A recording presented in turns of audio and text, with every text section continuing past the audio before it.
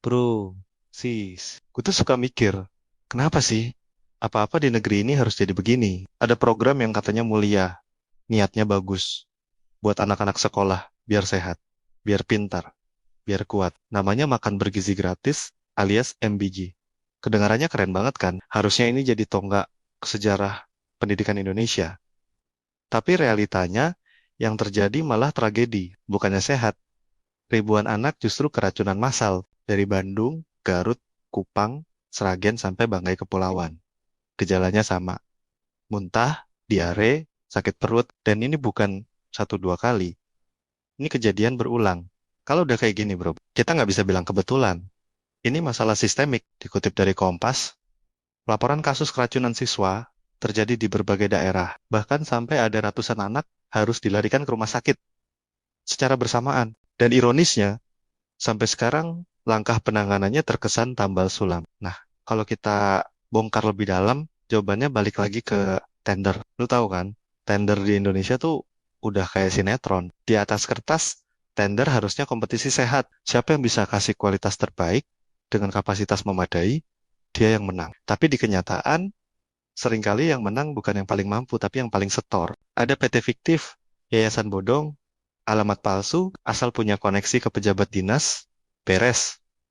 Dan setelah dapat proyek, ya udah subkontrak ke penyedia paling murah. Akhirnya makanan seadanya, kualitas amburadul, anak-anak jadi korban. Dikutip dari buku Controlling Corruption karya Robert Klitgard, ia menulis formula klasiknya itu masalah korupsi sama dengan kekuasaan ditambah peluang dikurangi akuntabilitas. Nah, di kasus MBJ ini, semua unsur itu lengkap banget. Ada kekuasaan yang bisa menentukan pemenang tender, ada peluang proyek triliunan, tapi akuntabilitasnya nihil.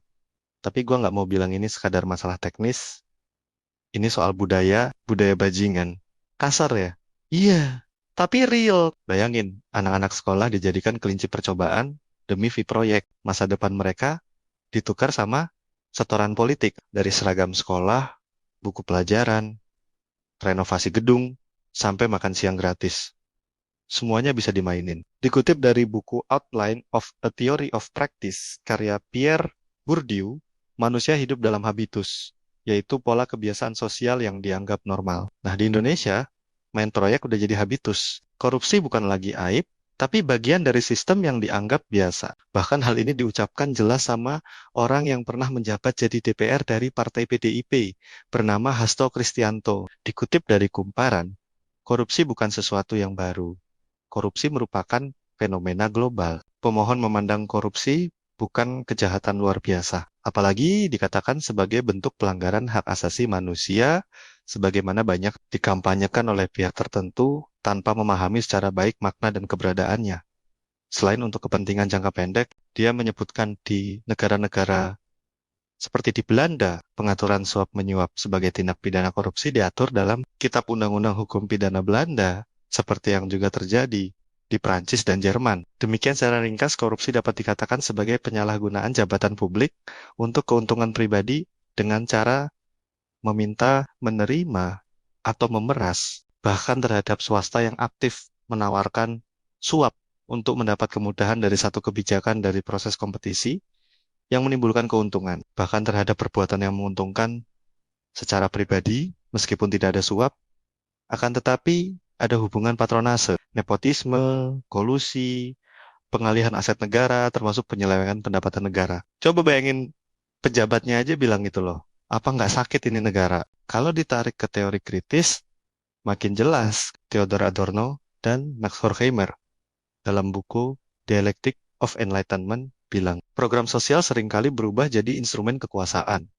Harusnya rakyat jadi subjek, tapi malah dijadikan objek. Itu persis kayak MBG. Anak-anak nggak punya pilihan, nggak bisa nolak, cuma bisa makan apa yang disediain. Dan jangan lupa, fenomena labeling juga main. Orang jujur sering dianggap nggak bisa main. Sementara yang jago, nyogok, dianggap pintar cari jalan. Kalau ngomongin sejarah, lebih ironis lagi. Dikutip dari buku Nusantara, A History of Indonesia, karya Bernard Flicke. Bahkan pada masa kolonial, pejabat Belanda heran dengan praktik uang pelicin di tanah jajahan. Saking seringnya, ada ungkapan bahwa Belanda justru belajar korupsi dari birokrat lokal di sini. Jadi kalau sekarang kita lihat budaya bajingan masih berlanjut, ya jangan heran, itu warisan panjang. Dikutip dari buku George Yunus Adijondro, Korupsi, Kolusi, Nepotisme di Indonesia. Ia nyebut korupsi di negeri ini bukan sekadar penyimpangan individu, tapi budaya politik yang diturunkan lintas generasi. Jadi jelas, masalah MBJ ini bukan cuma soal nasi basi, ini soal sistem yang busuk, tender abal-abal, pejabat yang main belakang, dan masyarakat yang akhirnya jadi korban. Yang paling nyesek, korbannya anak-anak. Mereka nggak punya kuasa, nggak bisa milih, cuman bisa makan apa yang disediain. Lo bayangin,